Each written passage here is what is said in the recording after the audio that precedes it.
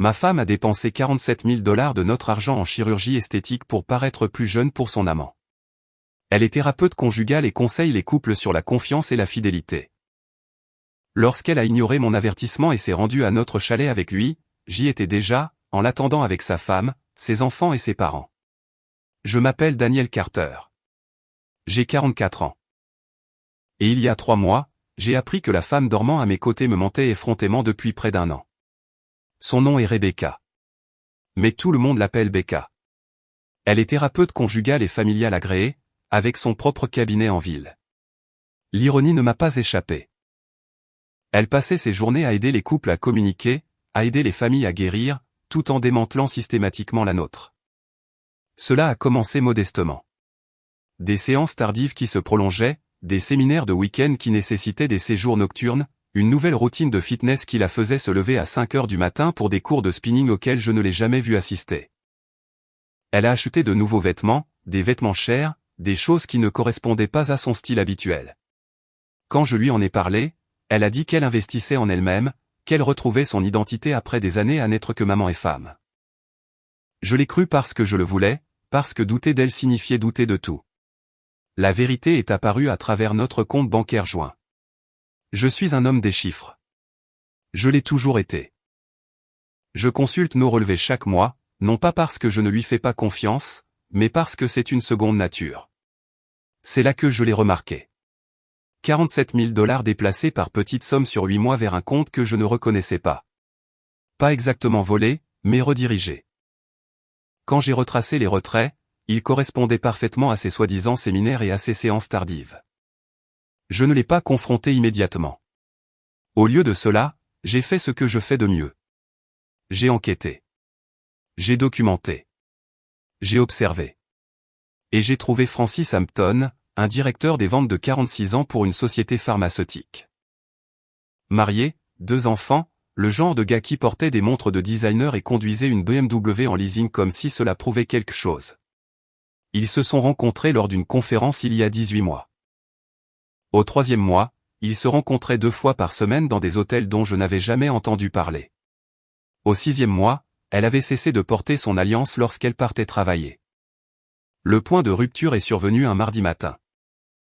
J'étais en train de passer en revue des dossiers dans mon bureau à domicile quand Becca est entrée, tenant son téléphone, déjà habillée de bottes de randonnée et de cette nouvelle veste North Face que je ne l'avais jamais vue porter lors d'une véritable randonnée. Je monte au chalet ce week-end, dit-elle, décontractée comme si elle commandait un café. Francis et moi travaillons sur une série d'ateliers collaboratifs. Nous avons besoin de temps ininterrompu pour finaliser la structure. Notre chalet, l'endroit que nous avions acheté il y a 15 ans avec l'argent de la succession de mon père. L'endroit où nous avions appris à Aria et Jake à pêcher. Où nous avions passé chaque 4 juillet à regarder les feux d'artifice sur le lac.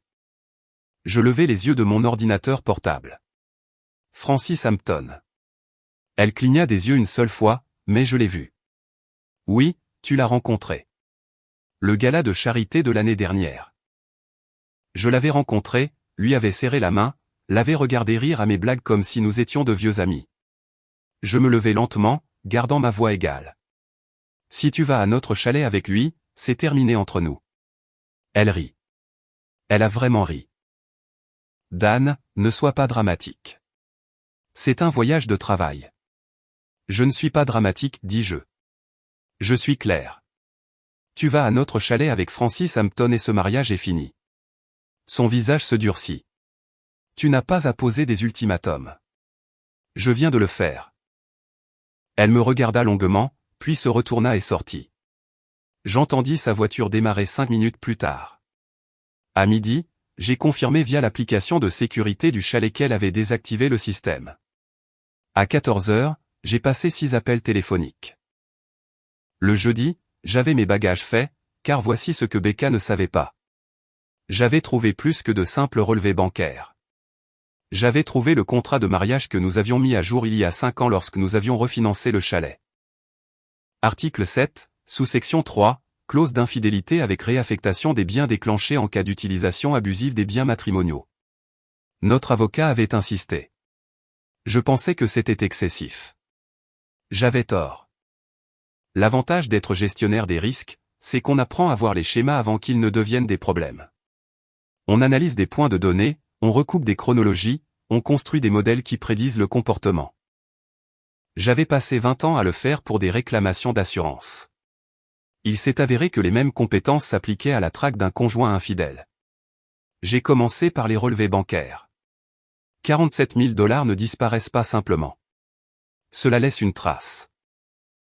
Et la trace de Becca menait directement à une clinique dont je n'avais jamais entendu parler. Radiance Médicale Esthétique, du côté nord de la ville.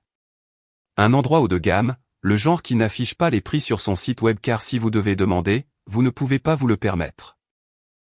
Je les ai appelés le mardi après-midi, prétendant vouloir suivre l'historique des rendez-vous de ma femme à des fins d'assurance. La réceptionniste a été serviable, probablement trop serviable. Madame Carter était une cliente précieuse depuis 11 mois. Botox, produit de comblement dermique, resurfaçage cutané au laser, un mini-lifting en avril dernier. Total des frais, 42 000 $. Les 5 000 $ restants étaient allés à un entraîneur personnel et à une boutique qu'elle visitait mensuellement. Elle essayait de paraître plus jeune. Pas pour moi, pour lui. Je me suis assis dans mon bureau à domicile, fixant les reçus que j'avais imprimés. Et quelque chose a changé dans ma poitrine. Pas encore de la colère, juste une froide clarté. Ce n'était pas une erreur ou un moment de faiblesse. C'était calculé. Elle avait planifié cela, le finançant avec notre argent, se remodelant pour un homme qui avait déjà une femme. Ma fille Aria a frappé au cadre de la porte. Elle avait 16 ans, grande comme sa mère, avec mes cheveux foncés et les yeux vifs de sa mère. « Papa, tu vas bien ?» demanda-t-elle doucement. Je levai les yeux. « Entre. Ferme la porte. » Elle le fit, se déplaçant avec précaution comme si elle savait déjà que quelque chose n'allait pas, les enfants savent toujours. « J'ai quelque chose à te dire, dis-je. Et j'ai besoin que tu le gardes entre nous pour l'instant. Peux-tu faire ça ? » Aria hocha la tête, s'asseyant sur la chaise en face de mon bureau. « Ta mère a une liaison, dis-je simplement. Inutile d'enrober la pilule, avec un homme nommé Francis Hampton. Il prévoit de passer ce week-end à notre chalet. » Son visage devint pâle, mais elle ne pleura pas. « Depuis combien de temps le sais-tu ? » 3 mois. J'ai rassemblé des preuves. « Jake le sait-il ? » Pas encore. Je le lui dirai demain. Je fis une pause. Ce week-end. J'ai besoin que vous veniez tous les deux avec moi au chalet. Votre mère ne sait pas que nous serons là. Ni Francis. Mais sa femme et ses enfants seront là. Les yeux d'Aria s'écarquillèrent. Tu leur tends un piège. Je révèle la vérité, corrigeai-je. Il y a une différence. Elle resta silencieuse un instant, traitant l'information. Puis elle demanda, que dois-tu me faire faire ? Juste être là. Soutenir ton frère et Aria. Je la regardai dans les yeux.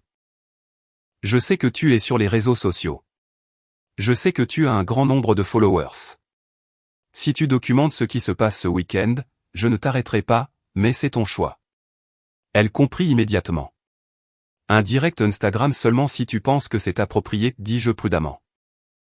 Je ne te demanderai pas de le faire, mais je ne te dirai pas de ne pas le faire non plus. Aria se leva, contourna le bureau et me serra dans ses bras. Elle a tort, papa. Quoi qu'elle se soit dit pour justifier cela, elle a tort. Après son départ, j'ai passé d'autres appels. L'épouse de Francis Hampton, Elena, a répondu à la deuxième sonnerie. Je lui ai tout raconté. Elle a écouté sans m'interrompre, et quand j'ai eu fini, elle a dit simplement, à quelle heure devrions-nous arriver ? Les parents de Francis ont été plus difficiles à trouver, mais j'y suis parvenu. Son père, un ancien combattant à la retraite, a dit qu'il avait soupçonné que quelque chose n'allait pas, il serait là samedi matin. Puis j'ai appelé Amanda, la sœur cadette de Becca. Elle a décroché joyeusement jusqu'à ce que je lui dise pourquoi j'appelais. Tu mens, dit-elle immédiatement. Becca ne ferait pas ça. Elle t'a emprunté 15 000 $ il y a 8 mois, dis-je. Elle t'a dit que c'était pour une opportunité d'investissement commercial. T'a-t-elle remboursé ? Silence. Amanda, cet argent est allé à des procédures cosmétiques, du botox, des produits de comblement, une chirurgie. Elle essayait d'avoir 20 ans au lieu de 42, pour lui. J'entendis sa respiration changer.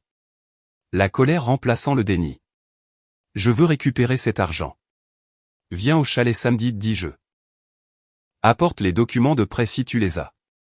Tu pourras lui demander toi-même. Un par un, j'ai rassemblé les témoins. Non pas pour me venger, mais pour qu'elle rende des comptes. Nous sommes arrivés au chalet vendredi après-midi, 3 heures avant l'heure d'arrivée prévue de Becca. Le trajet avait été silencieux. Aria était assise sur le siège passager, son téléphone à la main, tandis que Jake était allongé à l'arrière avec son casque audio. Il avait pris la nouvelle plus durement que sa sœur, passant la majeure partie de la journée de jeudi dans sa chambre. Mais quand je lui avais demandé s'il voulait venir, il avait simplement hoché la tête et fait ses bagages. Le chalet ressemblait exactement à l'endroit où nous l'avions laissé l'été dernier. 2 étages de cèdre patinés surplombant le lac, une terrasse enveloppante, un ponton s'étendant dans l'eau sombre. J'en avais construit la moitié moi-même il y a 15 ans. J'avais passé des week-ends à transporter du bois et à enfoncer des clous jusqu'à ce que mes mains saignent. Becca avait l'habitude de m'apporter de la limonade et de m'embrasser le front. Elle me disait que je construisais notre avenir. On dirait qu'elle a trouvé un avenir différent. J'ai déverrouillé la porte et j'ai immédiatement vérifié le système de sécurité. Désarmée à 11h30 ce matin. Elle était déjà là, probablement à l'étage dans la chambre principale. La chambre où nous avions conçu nos 2 enfants.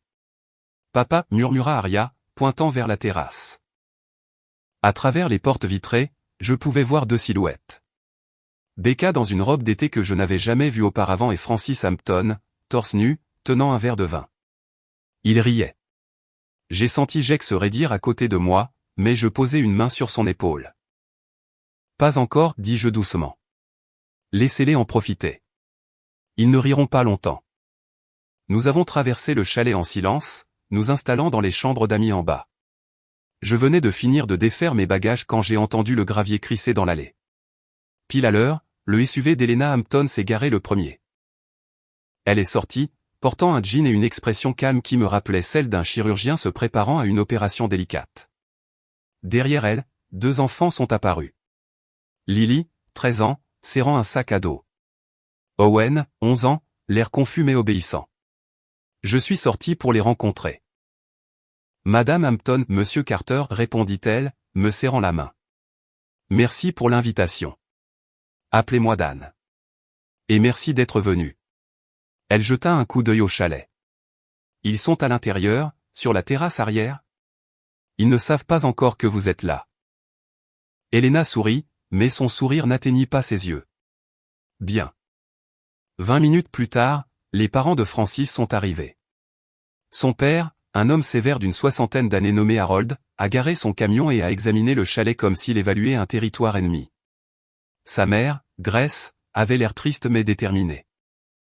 J'ai rassemblé tout le monde dans le salon pendant que Becca et Francis restaient inconscients à l'extérieur. Aria s'était positionnée près de la fenêtre avant, téléphone en main. Voici comment ça va se passer, dis-je, gardant ma voix basse. Ils pensent qu'ils ont l'endroit pour eux seuls. Dans environ 10 minutes, je vais sortir et les inviter à dîner à l'intérieur. C'est là qu'ils vous verront tous. Helena hocha la tête. Et alors? Alors nous aurons une conversation, dis-je. Une conversation très honnête. Harold Hampton prit la parole, sa voix rauque. Ce garçon de mon fils a toujours pensé qu'il était plus intelligent que tout le monde. Il est temps que quelqu'un lui montre le contraire. Je vérifiai ma montre. Aria, Jake, restez avec les Hampton pour l'instant.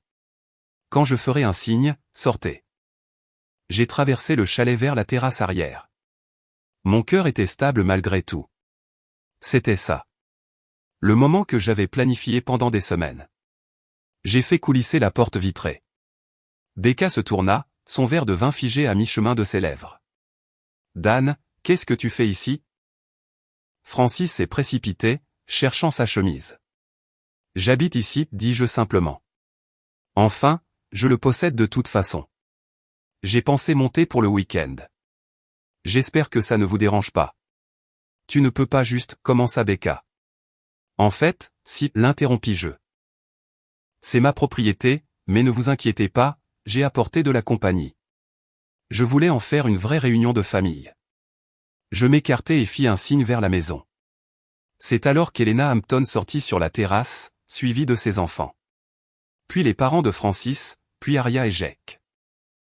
Francis devint livide. Elena, qu'est-ce que tu?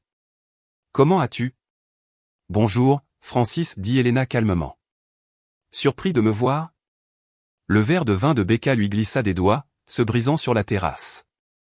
Elle regarda Elena, puis moi, puis les enfants debout dans un silence gêné. Je t'avais prévenu, dis-je doucement, rencontrant les yeux de Becca. Je t'avais dit exactement ce qui se passerait si tu venais ici avec lui. J'étais déjà là, en l'attendant avec sa femme, ses enfants et sa famille. Le silence qui suivit aurait pu engloutir le son lui-même. Personne ne bougea pendant ce qui sembla être 1 heure, mais ne fut probablement que 30 secondes. Becca resta figée dans sa nouvelle robe d'été, des éclats de verre à vin brisé scintillant autour de ses pieds nus. Francis avait réussi à enfiler sa chemise, mais ne l'avait pas boutonnée, ses mains tremblant trop fort. Elena Hampton brisa le silence la première. « Eh bien, dit-elle agréablement. Puisque nous sommes tous là, autant manger. Dan a mentionné quelque chose à propos de saumon grillé. » J'ai hoché la tête, reconnaissant pour son calme. Déjà en train de mariner dans le réfrigérateur. Ça devrait être prêt dans 20 minutes. Je vais aider avec les accompagnements, proposa Grace Hampton. La mère de Francis, passant devant son fils sans le regarder.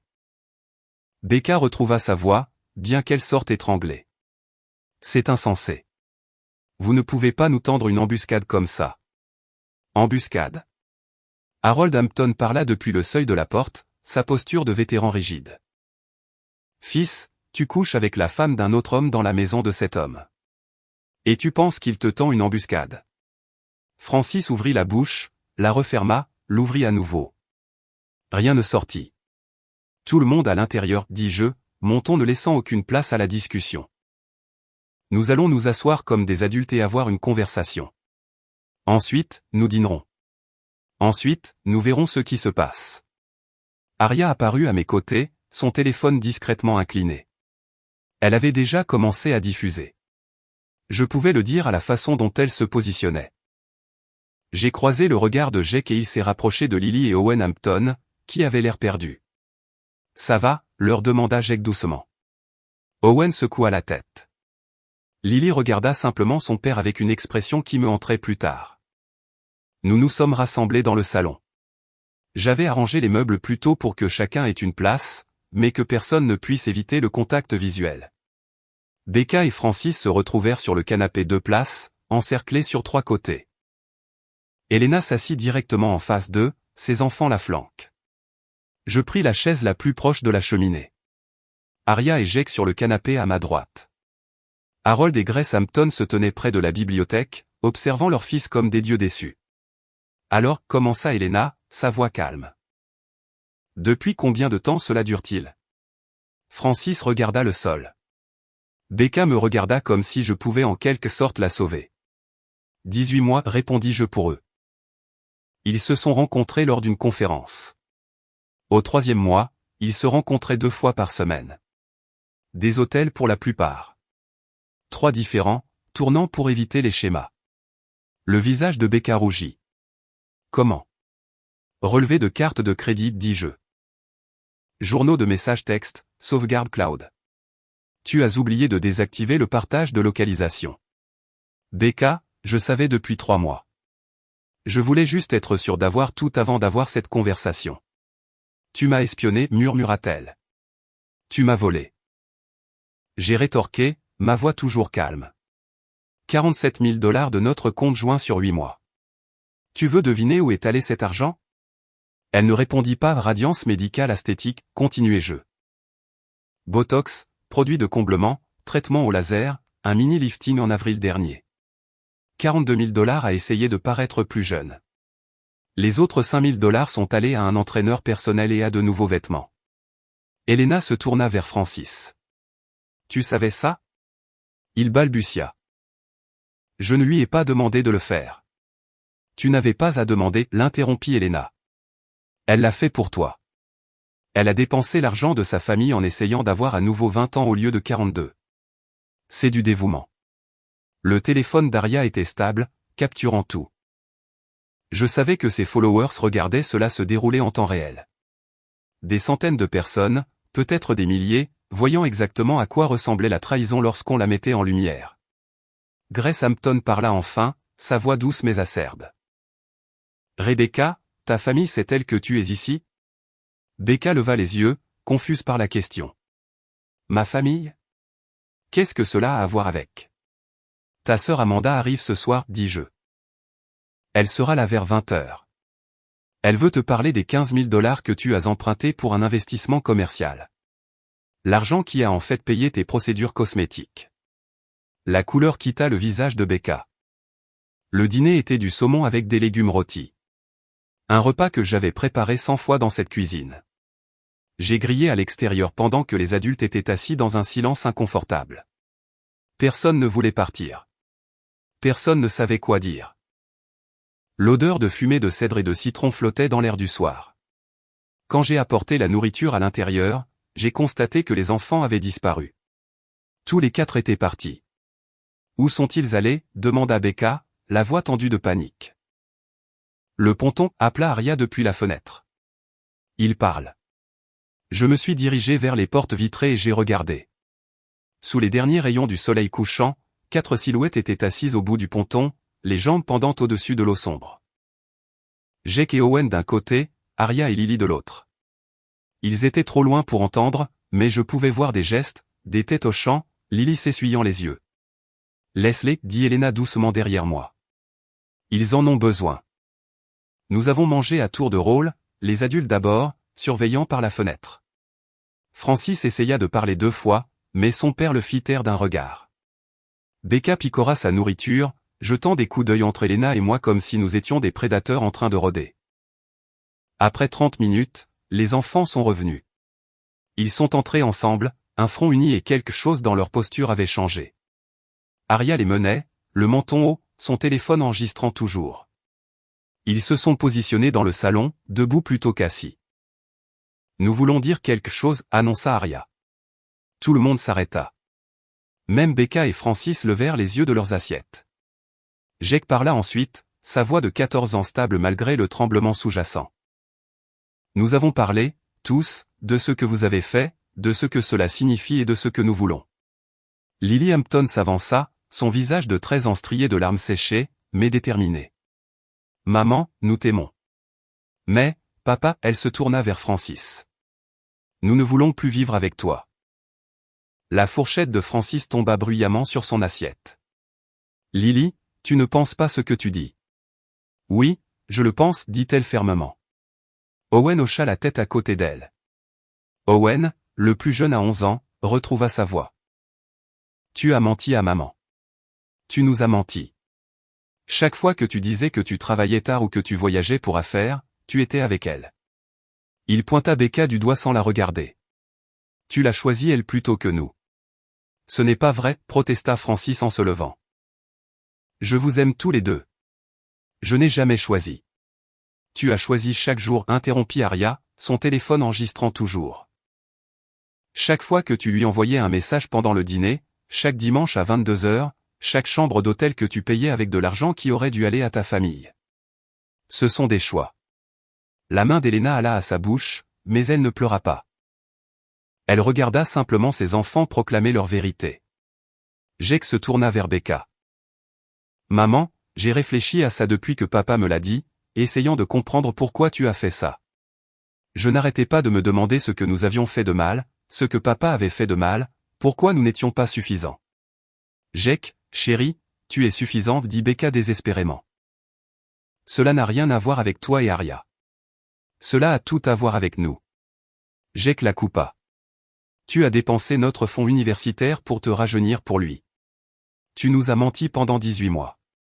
Tu l'as amené dans nos vies, notre maison, notre famille, et tu as fait semblant que tout allait bien. Becca ouvrit la bouche, mais Aria s'avança. Nous avons tout enregistré ce soir, dit ma fille en levant son téléphone. Toute la confrontation.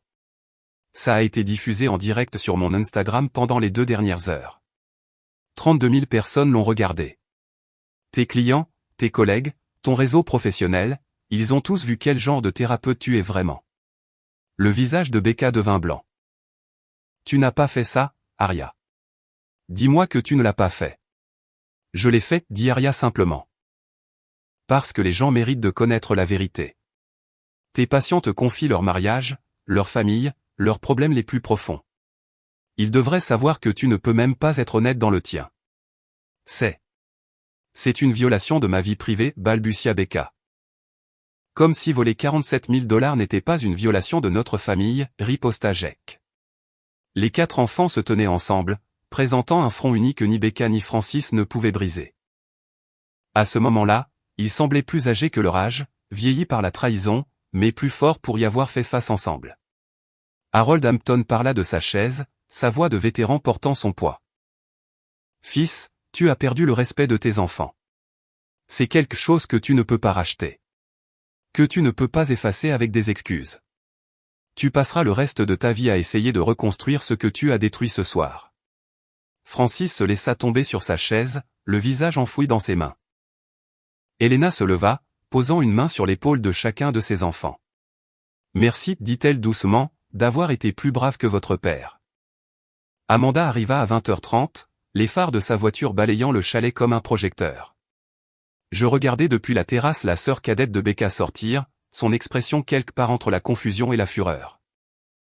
Elle avait conduit 3 heures et je lui avais donné juste assez d'informations pour m'assurer qu'elle viendrait. « Où est-elle » demanda Amanda alors que j'ouvrais la porte d'entrée. « Dans le salon, dis-je. » « Mais Amanda, ses parents sont en route, eux aussi. Elle sera là d'ici 1 heure. » Elle s'arrêta en plein milieu du pas. « Tu as appelé maman et papa. »« J'ai appelé ton père, corrigeai-je. Je lui ai tout raconté. Il a dit qu'il viendrait immédiatement. » Les yeux d'Amanda s'écarquillèrent. « Cela va détruire maman. »« Becca a fait ça, dis-je doucement. »« Pas moi. » Nous sommes entrés ensemble. Becca vit sa sœur et se leva immédiatement, un soulagement traversant son visage. « Amanda, Dieu merci. Dis-leur que c'est insensé. Dis-leur que Dan fait une sorte de crise nerveuse. »« Où sont mes 15 000 $, interrompit Amanda. Becca se figea. « Quoi ? » ?»« L'argent que je t'ai prêté l'année dernière, continua Amanda, sa voix dure. « Pour ton cours de certification, celui qui était censé t'aider à développer ton cabinet. Où est-il ? Je t'ai dit qu'il était lié à l'investissement. »« Ne me mens pas, dit Amanda, sortant son téléphone. Dan m'a envoyé les reçus. Eternal Youth Medical Aesthetic, Botox, produit de comblement, traitement au laser, un lifting chirurgical.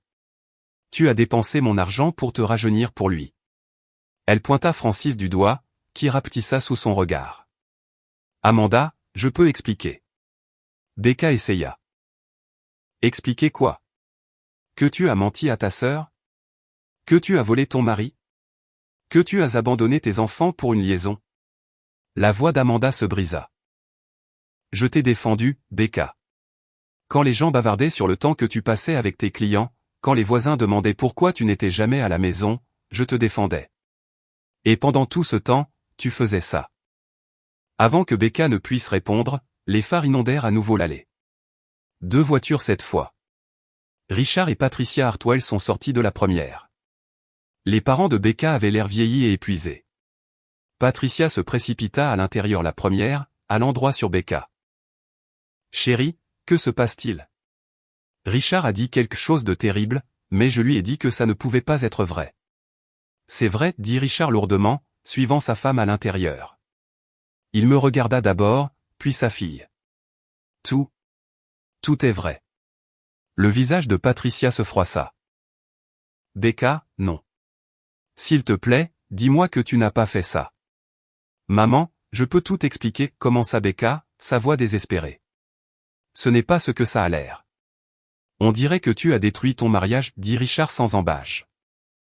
On dirait que tu as dépensé l'argent de ta famille pour un autre homme. On dirait que tu as menti à tous ceux qui te faisaient confiance. » Il se tourna vers moi. « Dan, je suis désolé. Je suis tellement désolé. »« Papa, tu ne comprends pas, » plaida Becca. « Dan, nous étions distants depuis des années. Il travaille toujours, n'est jamais à la maison. J'ai travaillé pour subvenir aux besoins de cette famille, dis-je calmement. Pour payer ce chalet, l'école des enfants, les frais de démarrage de ton cabinet. J'ai travaillé pour que tu puisses bâtir la carrière que tu voulais. Richard regarda sa fille avec une déception si profonde qu'elle était douloureuse à témoigner. Ta mère et moi sommes mariés depuis 43 ans. Il y a eu des moments où j'ai voulu abandonner. Des moments où elle a voulu abandonner. Des moments où nous étions si en colère que nous ne pouvions pas parler. Mais nous ne nous sommes jamais trahis. Nous n'avons jamais rompu nos vœux. Richard, s'il te plaît, supplia Patricia, lui prenant le bras. Nous devons soutenir notre fille. La soutenir en quoi? Richard se dégagea. Dans l'adultère, dans le vol, dans la destruction de la confiance de ses enfants? Il secoua la tête. Non, Patricia. Je ne le ferai pas. Patricia fixa son mari. Qu'est-ce que tu dis? Je dis que j'en ai fini, dit Richard doucement. J'en ai fini depuis un certain temps, pour être honnête. Je suis resté parce que je pensais que la famille devait rester unie quoi qu'il arrive. Mais voir notre fille faire ça, la voir le justifier, mentir à ce sujet, blâmer son mari pour ses choix. Il regarda Patricia. Cela m'a montré quelque chose. Cela m'a montré que rester dans une situation brisée ne la répare pas. Cela vous rend juste complice. Tu me quittes, murmura Patricia. Maintenant, à cause de ça? Je pars parce que j'ai enfin la clarté nécessaire pour faire ce que j'aurais dû faire il y a des années, dit Richard. Il se tourna vers moi. Dan, je témoignerai si vous en avez besoin. Procédure de divorce, audience de garde, tout ce dont vous avez besoin. Ma fille a fait ses choix. Maintenant, elle vit avec. Il sortit, laissant Patricia debout au milieu du salon, son monde visiblement en train de s'écrouler. Amanda se précipita pour réconforter sa mère, mais le mal était fait. Becca avait détruit plus que son mariage. Elle avait fracturé tout son arbre généalogique. Le dimanche matin arriva avec le brouillard qui montait du lac. Ce genre de gris épais qui étouffait le son et donnait l'impression que tout était suspendu dans le temps. Je me suis réveillé à 6 heures, j'ai fait du café et je me suis assis sur la terrasse, regardant la brume se dissiper lentement. À l'intérieur, le chalet était encore silencieux. Elena et ses enfants avaient pris les chambres d'amis à l'étage. Francis dormait sur le canapé, exilé de partout ailleurs. Becca s'était enfermée dans l'ancienne chambre de notre fille après minuit, incapable de faire face à qui que ce soit. Vers 7 heures, mon téléphone a commencé à vibrer. D'abord, un email de mon avocat confirmant la réception de toute la documentation que j'avais envoyée vendredi soir. Puis, un message de la RH du cabinet de Becca demandant une réunion d'urgence lundi matin. Puis, un appel de l'ordre professionnel des thérapeutes conjugaux et familiaux de l'État. J'ai répondu au dernier. Monsieur Carter. C'est Margaret Stevens du Conseil des sciences comportementales, dit une voix professionnelle. Nous avons reçu de multiples plaintes concernant la conduite professionnelle de la docteure Rebecca Carter. Compte tenu de la nature de ces plaintes et des preuves vidéo circulant en ligne, nous lançons une enquête immédiate. Qu'est-ce que cela signifie pour sa licence, demandai-je, bien que je le sache déjà. En attendant l'enquête, sa licence sera suspendue. Si les allégations sont fondées, en particulier en ce qui concerne la mauvaise conduite financière et la violation éthique de mener une affaire extra-conjugale tout en conseillant des couples sur la fidélité conjugale, sa licence sera définitivement révoquée. Je l'ai remercié et j'ai raccroché. À travers les portes vitrées, j'ai vu Becca émerger de la chambre, le visage gonflé par les pleurs. Le maquillage de la veille était étalé. Elle paraissait 10 ans plus âgée que le vendredi matin. Tous ces coûteux travaux cosmétiques, incapables de cacher les dégâts des conséquences. Elle me vit sur la terrasse et sortit, croisant les bras contre la fraîcheur du matin. L'ordre professionnel t'a appelé, dit-elle. Ce n'était pas une question. Oui. Je vais tout perdre, n'est-ce pas? Sa voix était creuse. Mon cabinet, ma licence, ma carrière. Tu as tout perdu au moment où tu l'as choisi lui plutôt que ta famille, dis-je doucement. L'ordre professionnel ne fait que l'officialiser. Dan, s'il te plaît. Elle s'approcha. Nous pouvons arranger ça. Nous pouvons aller en thérapie. Y travailler. Je vais rompre immédiatement avec Francis. Couper tout contact. Tu es thérapeute, Becca. Tu sais que ce bateau a mis les voiles il y a 18 mois. Je me levai, créant une distance entre nous. Mais parlons de ce que tu as réellement perdu. Pas ta carrière, pas ta licence. Ce ne sont que des conséquences. Tu as perdu la confiance de tes enfants. Tu as perdu le respect de ta sœur. Tu as perdu le soutien de ton père. Tu as perdu ton mariage. Notre mariage peut être sauvé, insista TL. Je mis la main dans ma poche et en sortis un petit écrin à bijoux. Je l'ouvris. À l'intérieur, 2 anneaux en or fondus en des morceaux informes, à peine reconnaissables comme des bagues. J'ai fait faire ça vendredi après-midi, dis-je. 19 ans de mariage, réduit à 34 grammes d'or. C'est ce que tu voulais, n'est-ce pas? Recommencer à zéro, être jeune à nouveau, faire comme si le passé n'existait pas. Elle fixa le métal fondu, sa main s'étendant vers lui, puis retombant. Le contrat de mariage que nous avons signé il y a 15 ans est très clair, continuai-je. L'infidélité impliquant l'utilisation abusive des biens matrimoniaux déclenche une clause de déchéance complète. Ce chalet, notre maison, les comptes d'investissement, même l'équipement de ton cabinet que j'ai financé. Tout cela me revient. Tu n'obtiens rien. Tu ne peux pas faire ça, murmura-t-elle. Je l'ai déjà fait. Mon avocat a déposé les documents vendredi. Tu seras notifié demain. Je fermai la boîte. Tu voulais savoir ce que tu as perdu? Tout. Becca, tu as tout perdu. Amanda apparut sur le seuil de la porte, son expression dure. Becca, nous devons parler de mes 15 000 $. Je ne les ai pas, dit Becca automatiquement. Alors tu me rembourseras par versement, dit Amanda. J'ai déjà contacté un avocat. Tu auras de leurs nouvelles concernant un plan de paiement. Et si tu ne te conformes pas, je porterai plainte au civil. Famille ou non, je veux mon argent. Becca regarda entre nous, piégée. Vous êtes tous contre moi. Ma propre famille. Non, corrigez-je. Nous te tenons tous responsables. Il y a une différence. Le dimanche midi, le chalet s'était vidé. Helena Hampton a fait ses bagages avec ses enfants et est partie la première, s'arrêtant seulement pour me serrer la main et me remercier pour la vérité. Harold et Grace ont suivi, les derniers mots de son père à Francis flottant encore dans l'air. Tu as 46 ans et tu viens de détruire tout ce qui comptait. Pense à ça. Francis lui-même est parti peu après, s'éloignant seul dans sa BMW. Son téléphone explosait d'appels auxquels il ne répondait pas. Probablement son travail, probablement ses amis, probablement tous ceux qui avaient vu le direct Instagram d'Aria et voulaient des explications qu'il ne pouvait pas fournir. Amanda est restée pour aider sa mère à faire ses valises. Patricia avait décidé de rentrer seule à la maison, laissant Richard à sa décision. Les 2 femmes se déplaçaient dans le chalet comme des fantômes, ne parlant pas beaucoup, toutes 2 digérant le naufrage de plusieurs familles. J'ai trouvé Aria et Jake sur le ponton, assis là où ils avaient parlé avec les enfants Hampton la veille. Ça va, les gars, demandai-je, m'asseyant à côté d'eux. Défini et ça va, dit Aria, mais elle s'appuya contre mon épaule. Jake fixa l'eau. Maman va vraiment perdre sa licence? Probablement, admis-je. Ce qu'elle a fait a violé les codes d'éthique professionnelle. L'ordre ne l'ignorera pas. Tant mieux, dit Aria farouchement. Elle le mérite. Peut-être, dis-je prudemment. Mais elle reste ta mère. Tu as le droit d'être en colère et triste en même temps. Toi, tu le es, demanda Jake. En colère et triste? J'y ai réfléchi. Surtout fatigué et déçu. J'ai passé 19 ans à construire une vie avec quelqu'un qui l'a jeté pour quelque chose qui n'allait jamais durer. Tu l'aimes toujours?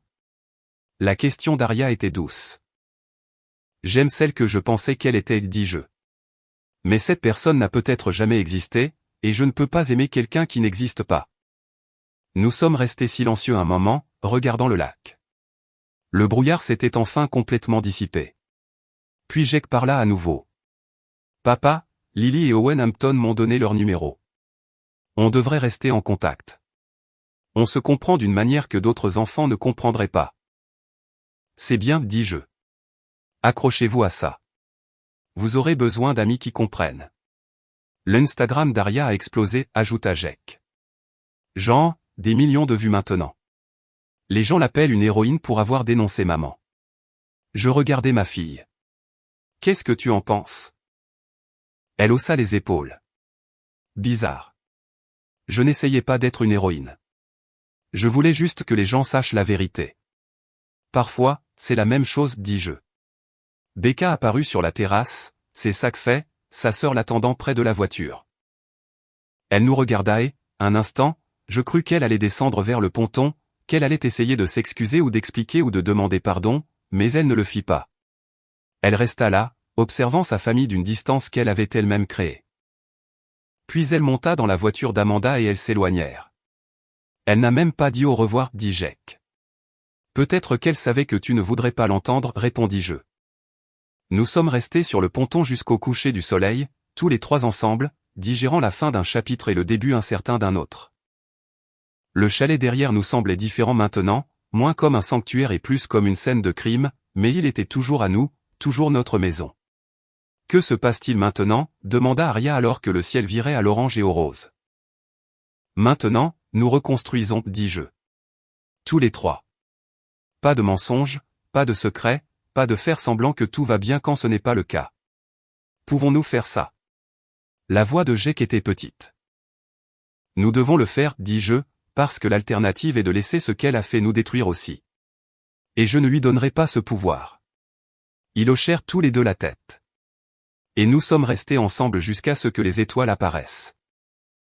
Une famille plus petite que nous n'avions été, mais peut-être qu'éventuellement, une plus forte. 3 jours après le départ de tout le monde, Francis Hampton se présenta au chalet. J'étais sur la terrasse, révisant des dossiers de réclamation d'assurance quand j'ai entendu sa voiture s'arrêter. Cette même BMW qui avait été garée ici vendredi comme s'il possédait les lieux. Il en sortit, l'air pire que lorsqu'il était parti dimanche. Mal rasé, vêtements froissés, yeux cernés. Je le rencontrai à la porte avant qu'il ne puisse frapper. « Vous n'êtes pas le bienvenu ici. » J'ai besoin de parler à Becca, dit-il, sa voix brisée. Elle ne répond pas à mes appels. Elle n'est pas là. Elle reste chez Amanda jusqu'à ce qu'elle trouve un appartement. Et même si elle était là, tu crois que je te laisserais la voir? Dan. S'il te plaît. J'ai besoin d'expliquer. Expliquer quoi? Demandai-je, gardant ma voix égale. Que tu as 46 ans, 2 enfants et une femme, et que tu as tout jeté pour une liaison avec une thérapeute mariée? Que tu as passé 18 mois à mentir à tous ceux qui te faisaient confiance? Qu'est-ce que tu veux exactement expliquer? Il s'affala contre le cadre de la porte. J'ai tout perdu. Mon travail m'a licencié hier. Ils ont trouvé des dépenses personnelles sur ma carte d'entreprise, des hôtels et des restaurants pour Becca et moi. 23 000 $ d'argent de l'entreprise. Ils portent plainte. Bien. Elena a emmené les enfants chez ses parents en Oregon. Elle a demandé le divorce. Garde complète. Ordre de restriction. Je ne peux même pas parler à Lily et Owen sans un avocat présent.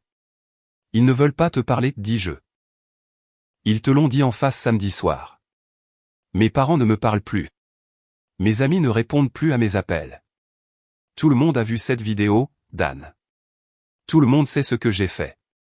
Il leva les yeux et je vis quelque chose se briser sur son visage. C'était censé être différent. Becca et moi, nous étions censés être différents. Différents comment, demandai-je. Différents de toutes les autres liaisons qui finissent en désastre. Tu n'es pas spécial, Francis.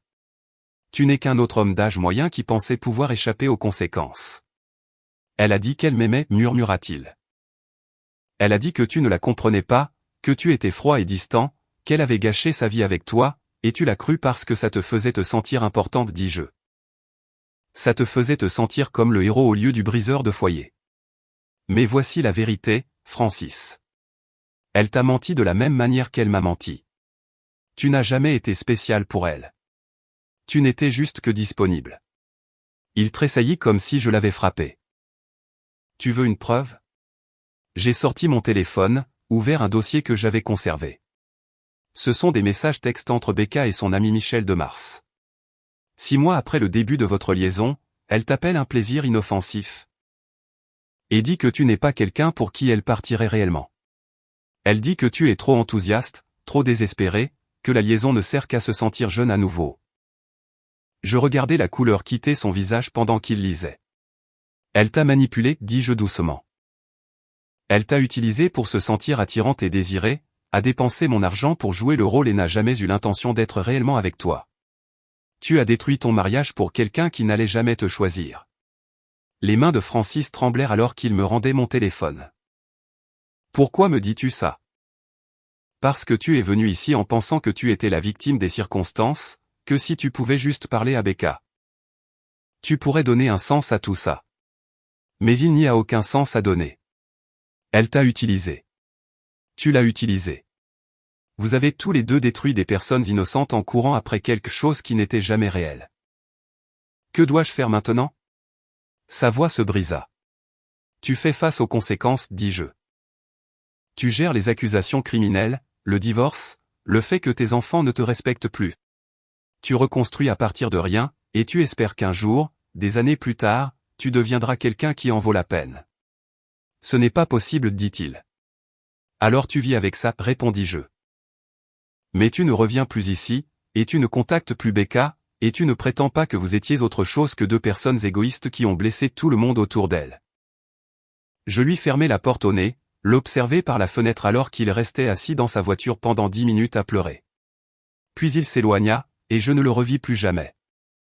À l'intérieur, Aria se tenait près des escaliers, tenant son téléphone. J'ai tout enregistré, dit-elle doucement. Il a tout admis. Ne le publie pas, dis-je. Il a suffisamment détruit. Laisse-le disparaître. Elle hocha la tête, supprima l'enregistrement et vint se tenir à mes côtés. Maman m'a envoyé un message ce matin. Elle veut se voir pour prendre un café, et expliquer les choses. Tu veux y aller? Non, dit Aria. Peut-être un jour, mais pas maintenant. Pour l'instant? Je veux juste être ici avec toi et Jack. Ça va? C'est parfait, dis-je, la serrant dans mes bras. C'est plus que parfait. 4 mois plus tard, le chalet avait changé d'aspect.